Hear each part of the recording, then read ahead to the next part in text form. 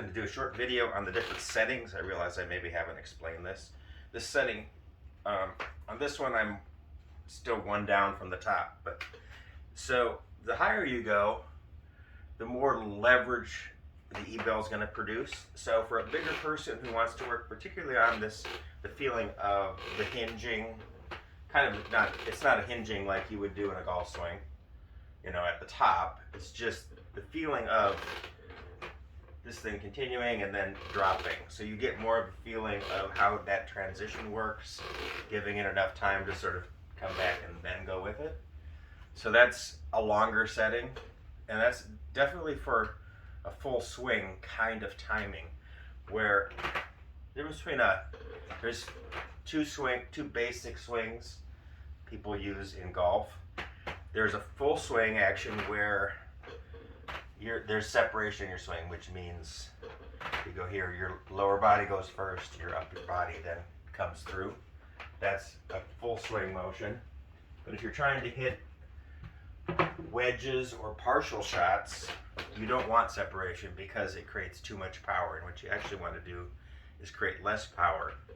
So this setting does two things. So first of all, you'll notice just passively, now this thing will sit sort of on plane without any effort. So what that does, for if you have somebody that's young, it's very much easier to handle. So even a pretty young child, I mean, you'd have to gauge how young, but I would say even probably a 10-year-old, if you put the handle down here, would be able to manage this.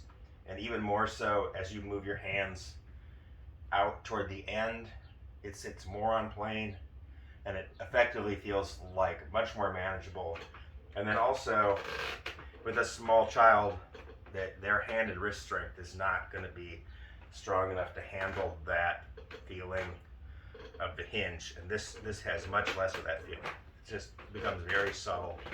But also, so the secondary thing is, if you were trying to say work on a 50-yard wedge shot, you want to feel consistently how that motion is, and you want to feel just like in a full swing, staying very much on plane, keeping the orientation of your hands consistent with your path.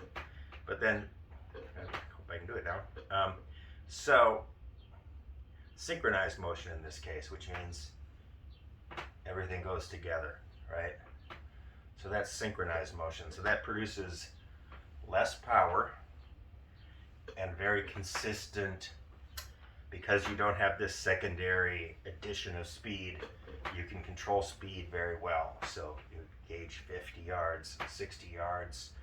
Really, you can do, Dave Pell's system was, if you have that finesse swing, then you say, there's my 30-yard shot, there's my 40-yard shot, there's my 50-yard shot, and then you apply that to different clubs, your lob wedge, and so you have those different size of swings, and keeping everything synchronized. So I try to show you the two types. So this is synchronized. I'm moving, my rotation of my lower body and upper body are going at the same time. This is asynchronous motion. So that's the difference between those two swings, and they're both useful when you're playing golf. So that's a little explanation of the handle. Secondarily, this isn't out yet, but I'm working on. So once you get beyond a person that can handle that, even with the handle low, I'm going to make a sort of child's version.